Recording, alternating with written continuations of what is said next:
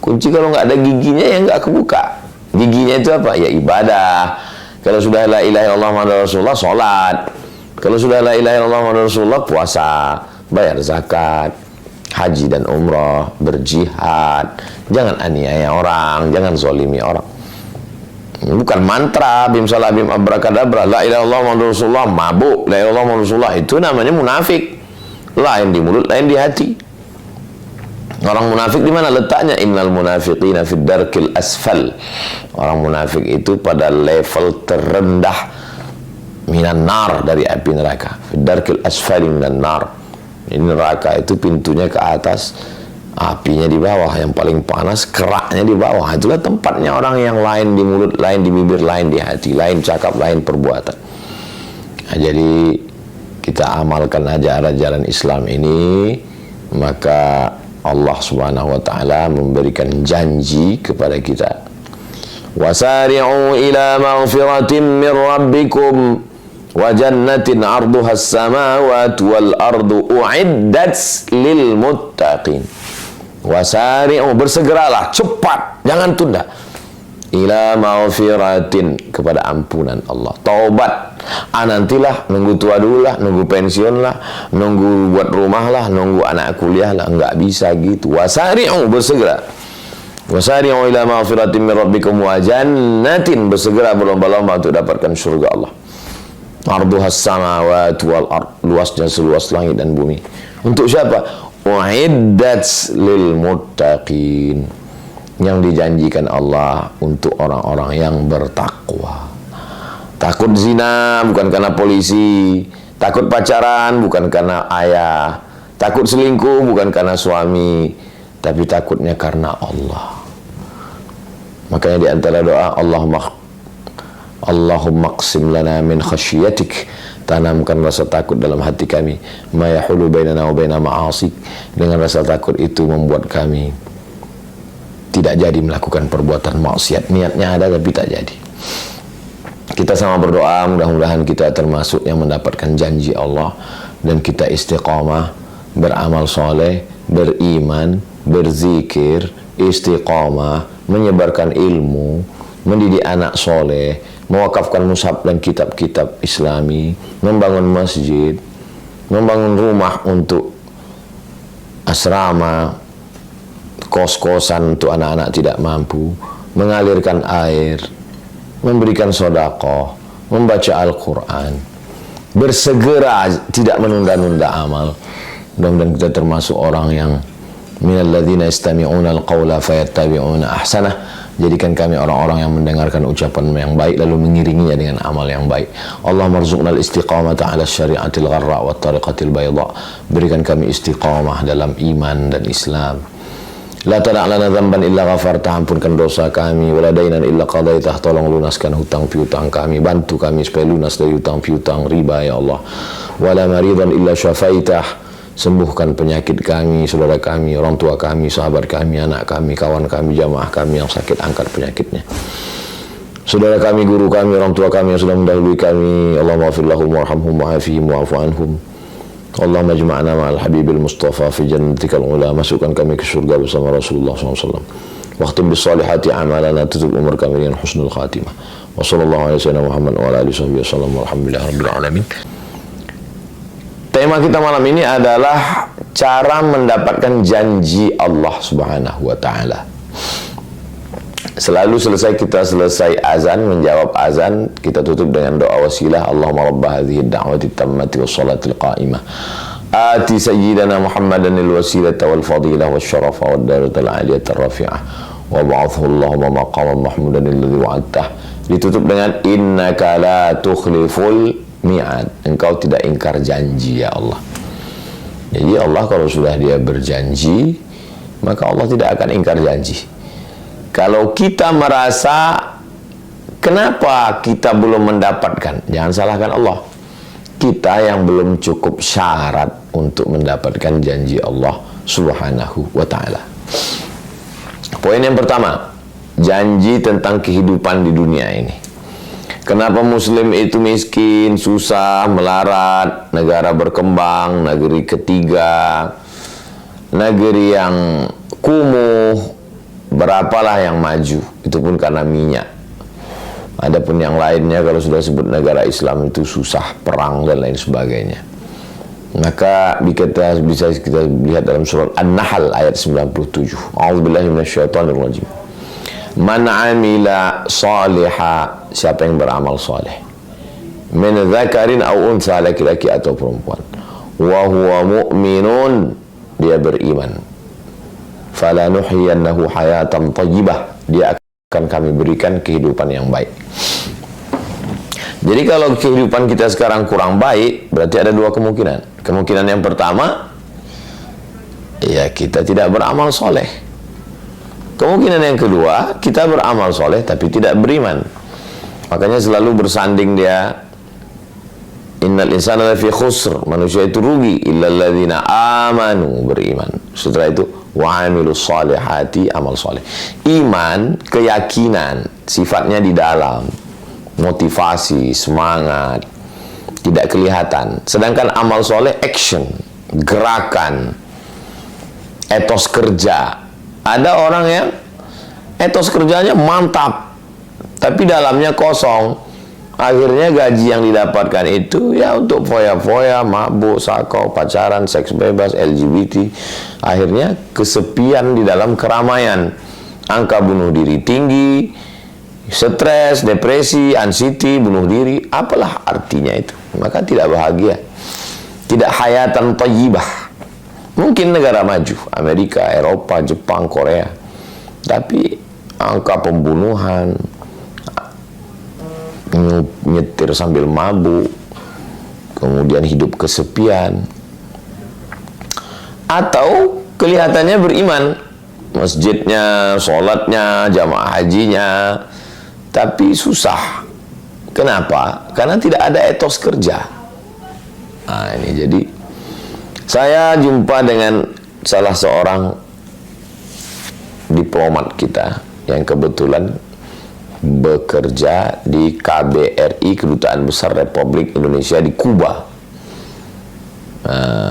Sebelum di sini Ustadz Somad, saya di Kuba katanya. Fidel Castro Pak. Iya. Wah, sering ngisap cerutu dong. Oh, saya nggak merokok Pak Ustadz. Oh, gimana? Saya orangnya suka penasaran. Gimana kehidupan di Kuba itu Pak? Komunis kan, tidak bertuhan, nggak percaya sama akhirat. Mereka tuh Pak Ustadz ya nggak ada agama.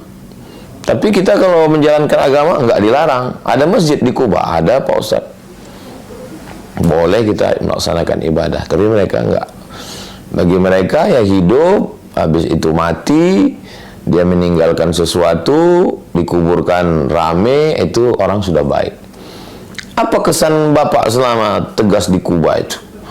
Istri saya melahirkan Ustadz. Saya minta tolong sama dokternya. Datang dokter itu nolong 6 orang Ustadz naik sepeda, karena gaji di sana rendah.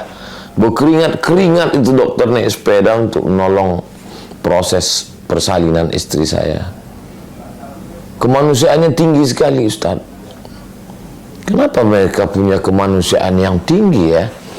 Apa karena Che Guevara? Saya pada baca sedikit tentang sahabat Fidel Castro, Che Guevara, orang kaya, dokter yang lari masuk ke hutan untuk berjuang melawan borjuisme, karena mereka ini komunis yang membela hak orang susah, proletarian. Jadi boleh jadi juga Ustadz, tapi yang jelas mereka kemanusiaannya sangat tinggi.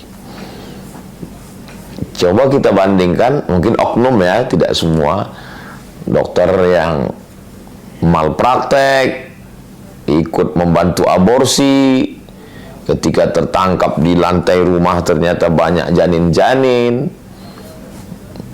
sombong, angkuh, kemana kemanusiaannya. Tapi ketika berangkat haji dan umroh nangis di pintu Ka'bah.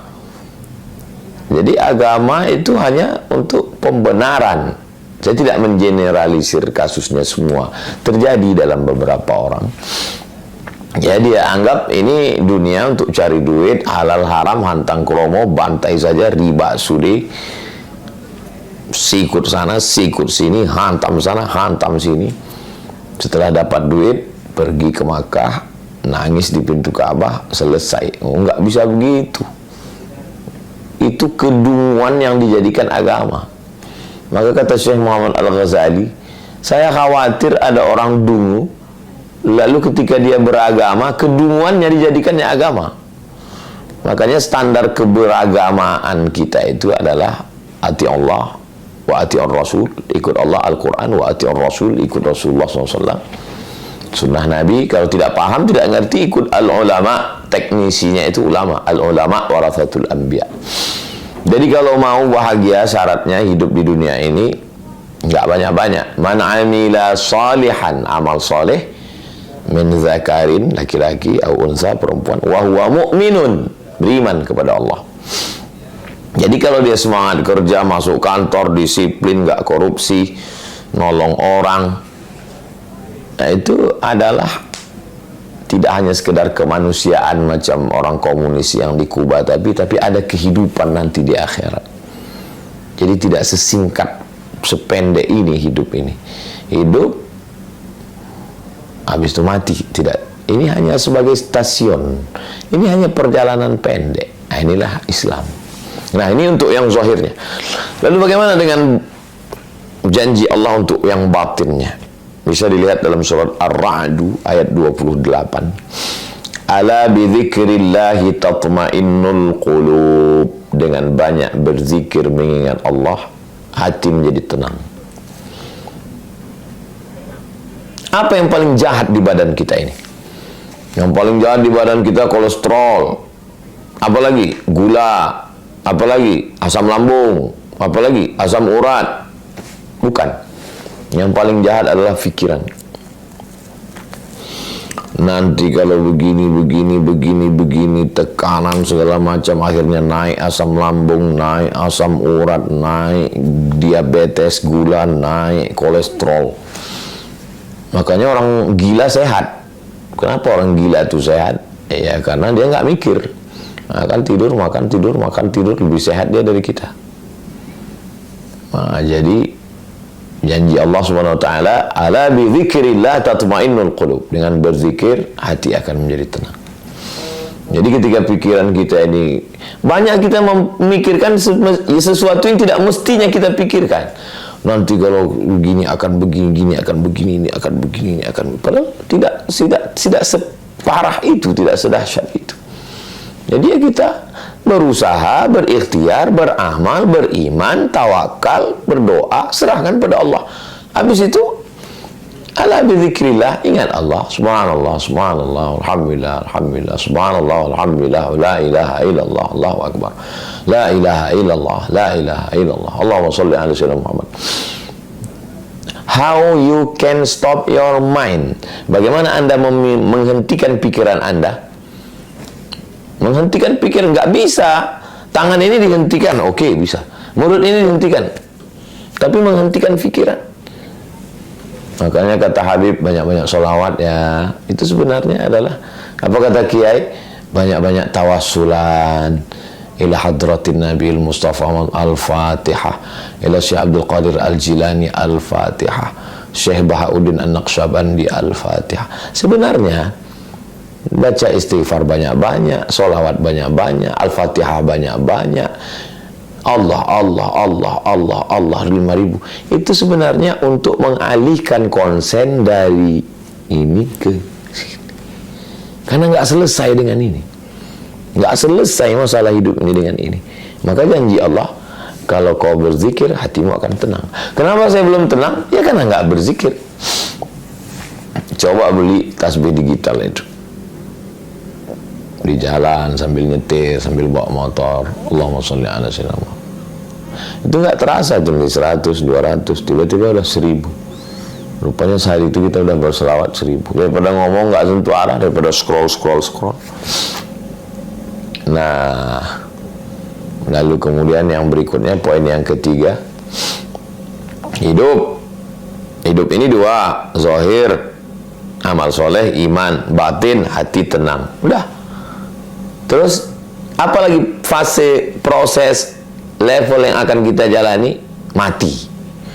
Bisa dalam surat, lihat Fussilat ayat 30. Innal ladzina qalu rabbuna Allah, orang yang mengucapkan rabbuna Allah, Tuhanku Allah, thumma istaqamu, dia istiqamah. Istiqamah dia di situ. Senang sholat, susah sholat, lapang sholat, sempit sholat, kaya sholat, ya istiqamah.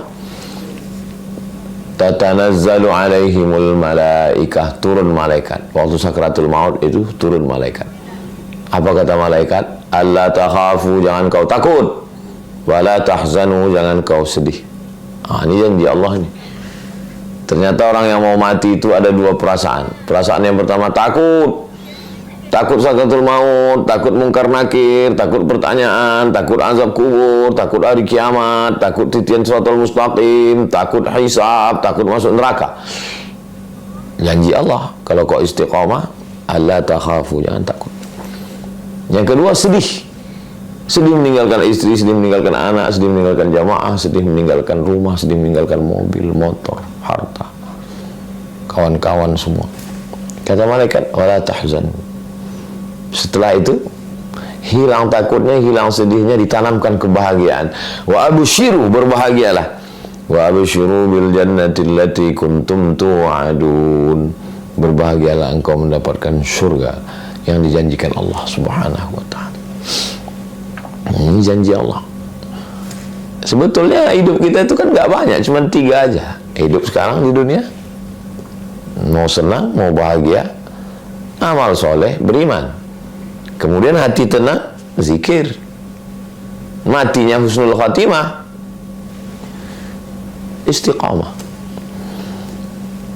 Islam yang simple, jangan diribet-ribetkan, tapi jangan pula terlalu memudah-mudahkan. Sholat ditawar-tawar, ya tidak begitu. Udah selesai, terus masuk liang kubur. Alamnya alam kubur, atau disebut juga dengan alam barzakh. Apalah yang bisa kita usahakan? Apa janji Allah untuk kita di sana? Sekarang tahun 1446. Imam Syafi'i meninggal 204. Berarti dia sudah di sana lebih 1200 tahun. Imam Syafi'i itu meninggal umurnya 54. Lahir 150 di Gaza, Palestina. Meninggalnya di Mesir 204. Hidupnya cuma 54 tahun. Tapi di alam kuburnya sekarang sudah 1200 tahun lebih. Lalu selama 1200 tahun, kalau dibanding-banding, hidup cuma 54 tahun. Tapi di alam kubur 1200 tahun.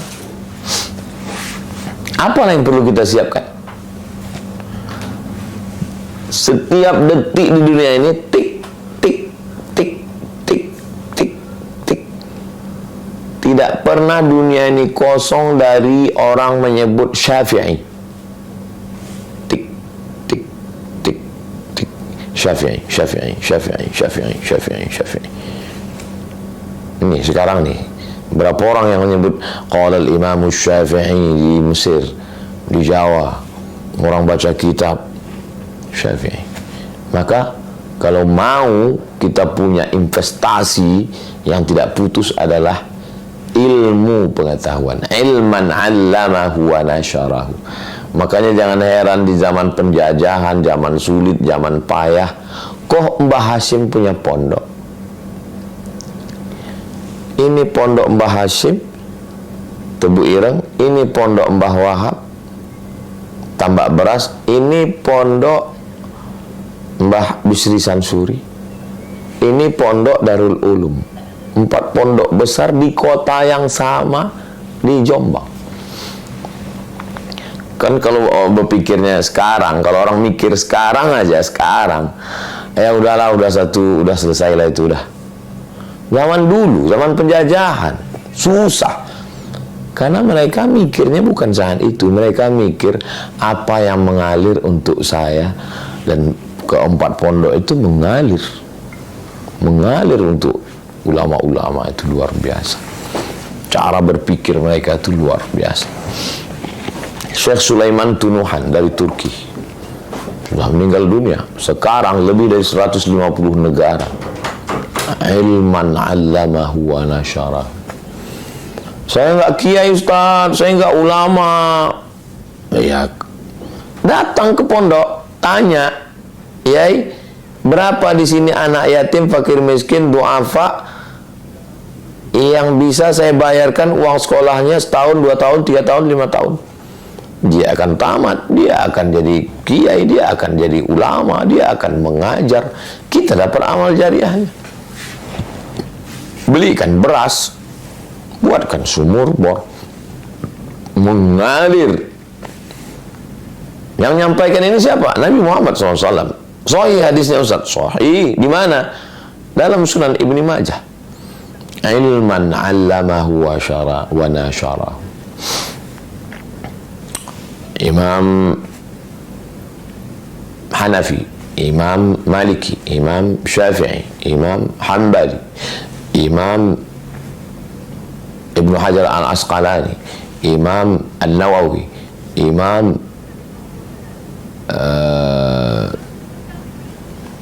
Jalaluddin Abdurrahman As-Suyuti. Berapa kitab-kitab mereka dibaca orang sana. Wa qala As-Suyuti, wa qala As-Suyuti, wa qala An-Nawawi fil Arba'in An-Nawawiyah, wa qala An-Nawawi fi Riyadhis Shalihin, wa qala An-Nawawi fi Al-Adhkar, wa qala An-Nawawi fi Rawdatul Talibin wa Umdatul Muftin, wa qala An-Nawawi, wa qala As-Suyuti. Semua pondok di Indonesia membaca kitab Al-Jalalain, Imam Jalaluddin Al-Mahalli, Imam Jalaluddin As-Suyuti, mengalir pahala. Maka jangan pernah bosan untuk mengajar. Saya subuh Rabu menyempatkan untuk baca Riyadhus Shalihin, subuh Selasa, subuh Kamis, subuh Jumat. Kalau kebetulan pesawatnya berangkat jam 7, tapi kalau nggak terkejar, nggak bisa ngajar. Saya sempatkan untuk baca Riyadhus Shalihin, baca Jalalain, supaya nanti anak-anak santri ngajar ya sedikit banyak ngalir pahalanya. Ngajar Al-Fatihah, maka setiap ceramah mari kita tahsin perbaiki Al-Fatihah. A'udzubillahi minasyaitonir rajim. Kenapa Ustaz mengajarkan Al-Fatihah? Saya mau jadi guru ngaji, supaya ketika orang membaca Al-Fatihah ya mengalir pahalanya. Lalu kemudian apa lagi kira-kira yang bisa kita dapat janji Allah supaya bahagia kita di alam kubur? Waladan salihan, anak yang soleh. Masukkan ke pondok, masukkan ke boarding school, masukkan ke IT. Nanti dia jadi polisi, jadi tentara, dia amar ma'ruf nahi munkar, dia akan doa Rabbi fili wali walidayya warhamhuma kama rabbayani shaghira. Apalagi mushafan warathahu, mewakafkan mushaf. Memang trennya di kampung saya orang wakaf surat Yasin, kalau meninggal surat Yasin. Itu sebenarnya karena memang dulu susah untuk wakaf Quran. Makanya orang wakaf Yasin, pendek, murah. Maka kalau mampu wakaf tafsir, wakaf Quran, itu bagus sekali. Apalagi diberikan Allah SWT punya uang, masjidan banahu, bangun masjid. Ini pun masjid. Cobalah lihat raja-raja, sultan-sultan bangun masjid. Kenapa? Bung Karno, Masjid Istiqlal. Pak Harto, Masjid Muslim Pancasila. Masjid At-Tin Taman Mini. Ya, namanya manusia tentu ada dosanya, terlepas dari. Tapi kita lihat uzkuru mahasina mautakum. Jenderal Yusuf, markas Islami di Makassar. Jadi mereka ini ingin meninggalkan legasi sesuatu. Apalagi yang bisa menolong kita? Baitan libni sabil. Kalau dulu Ibnu Sabil itu putus belanja, musafir, kita bangunkan rumah gratis musafir. Sekarang pun bisa juga. Berapa banyak orang musafir nggak tahu mau nginap di mana. Tapi kalau yang paling efektif untuk sekarang, kita bangunkan satu. Oke, yang punya kos-kosan 100 pintu. 3 pintu untuk anak yatim, fakir, miskin, duafa, berprestasi.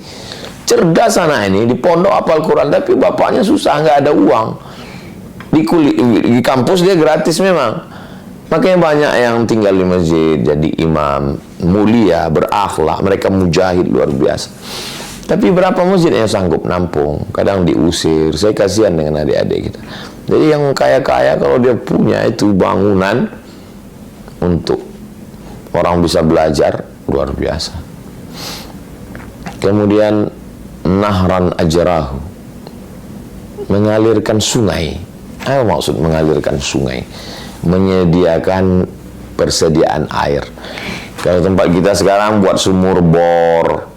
Sumur bor. Siapa yang buat sumur bor di Gunung Kidul dulu?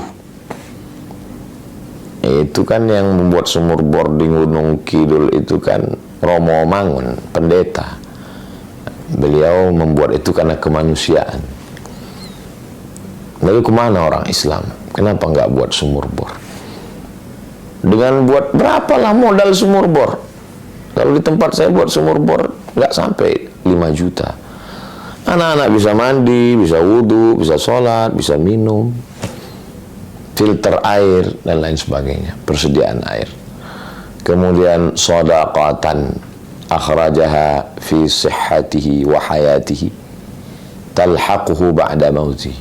Sedekah yang kita berikan ketika kita masih hidup, masih sehat, maka itu mengalir sampai hari kiamat insyaallah.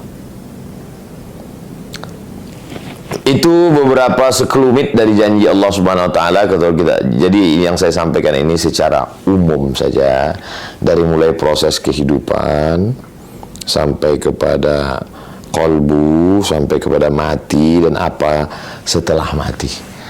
Nah, setelah itu maka insya Allah kita akan mendapatkan kebaikannya. Iqra'ul Quran, bacalah Al-Quran. Fa innahu ya'ti yaumal qiyamah, Quran akan datang nanti pada hari kiamat, syafi'an, memberikan pertolongan. Syafi' itu artinya genap, witir ganjil. Saya sendiri ganjil, sendiri datang saya ke Jakarta, datang ke Pontianak sendiri ganjil. Tapi kalau saya datang Bang Alvin menemani saya, jadi genap. Bang Alvin ini genap itu Syafi'. Genap. Kalau udah ada genap berdua, apa kabar Bang Alvin? Sehat? Ayo Ustaz, saya bawa ke Munzalan ketemu Ustaz Lukman. Jadi Syafi' selalu diartikan penolong. Iya, kita sendiri datang penolong genap, ya dia nolong kita. Siapa yang nolong kita? Yang menolong kita Al-Quran. Iqra'ul Quran, baca Al-Quran. Fa innahu ya'ti yaumal qiyamah, Quran akan datang pada hari kiamat. Syafi'an li ashabih, memberikan syafaat kepada orang-orang yang membacanya. Itu kalau kita laksanakan, maka insya Allah Allah tidak akan ingkar janji. Allah akan menunaikan janjinya. Maka insya Allah kita laksanakan ini. Kita hidup 1445 tahun setelah Nabi SAW. Bagaimana supaya dekat dengan dia? Munculkan rasa cinta dalam hati. Almar'u ma'aman ahab, orang akan bersama dengan siapa yang dia cintai. Cinta kita kepada Nabi, sayang kita ke Nabi, nah kita sama nanti dengan Nabi.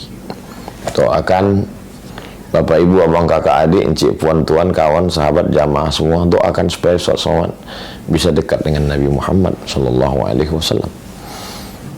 Dengan cara ikut ngaji, baca sirah, baca sejarah. Setelah itu muncul rasa rindu, rasa cinta, rasa sayang.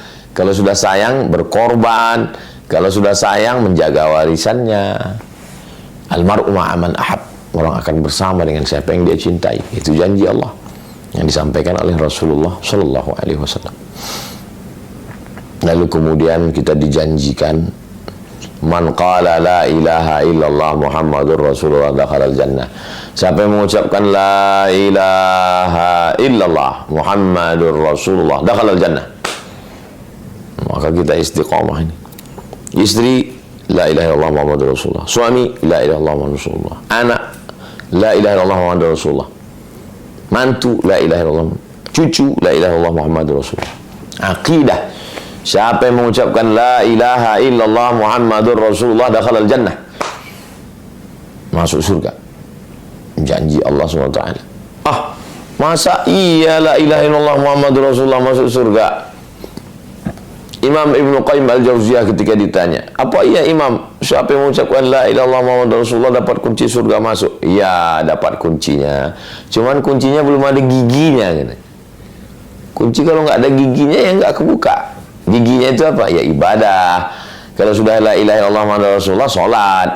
Kalau sudah la ilaha illallah Muhammadur Rasulullah, puasa, bayar zakat, haji dan umrah, berjihad. Jangan aniaya orang, jangan zolimi orang. Bukan mantra bim salah bim abrakadabra, la ilaha illallah Muhammadur Rasulullah, mabuk, la ilaha illallah Muhammadur Rasulullah, itu namanya munafik. Lain di mulut, lain di hati. Orang munafik di mana letaknya? Innal munafiqina fid darkil asfal. Orang munafik itu pada level terendah minan nar, dari api neraka. Fid darkil asfali minan nar. Ini neraka itu pintunya ke atas, apinya di bawah, yang paling panas keraknya di bawah. Itulah tempatnya orang yang lain di mulut, lain di bibir, lain di hati, lain cakap, lain perbuatan.